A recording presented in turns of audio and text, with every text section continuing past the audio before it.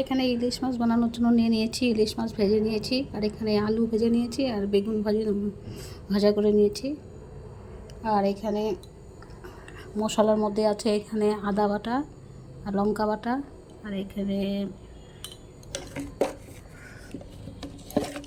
হলুদ দিয়ে দেবো, এখানে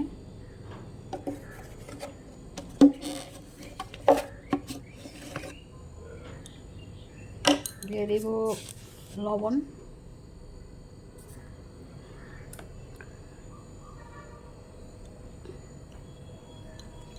আর এখানে দিয়ে দিব জিরে,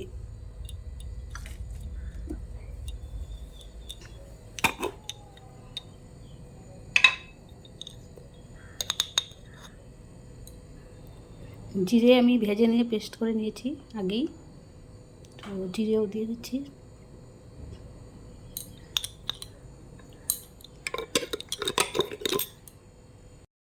গরম হয়ে গিয়েছে, এখন আমি ফোড়নে দেব কালো জিরে,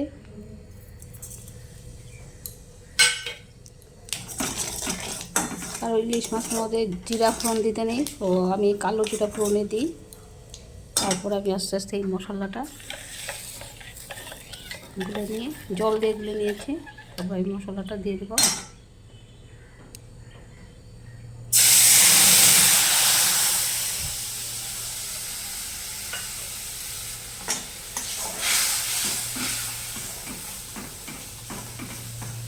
মশলাটা ভাজা ভাজা হয়ে গেলে আমি আস্তে আস্তে সেই আলু আর বেগুনটা আমি দিয়ে দেবো।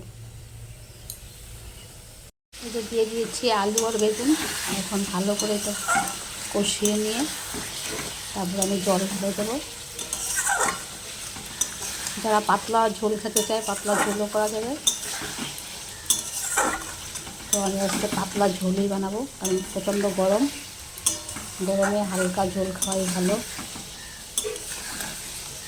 আরেকবার আমি রিপিট করছি কী কী মশলা দিয়েছি। এখানে আদা বাটা, জিরে বাটা, লঙ্কা বাটা, হলুদ, লবণ।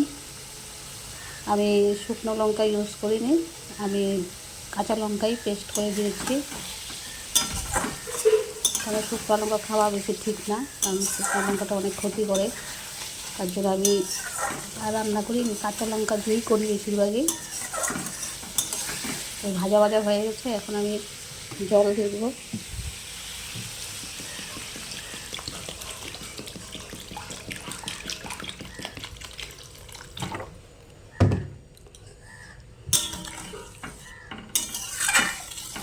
এখন জলটা ফুটলে আমি মাছগুলো আস্তে আস্তে দিয়ে দেবো। এই তো আমার হয়ে গেল আলু বেগুন দিয়ে ইলিশ মাছের ঝোল। তো কেমন হয়েছে জানাবে। রাখছি, বাই।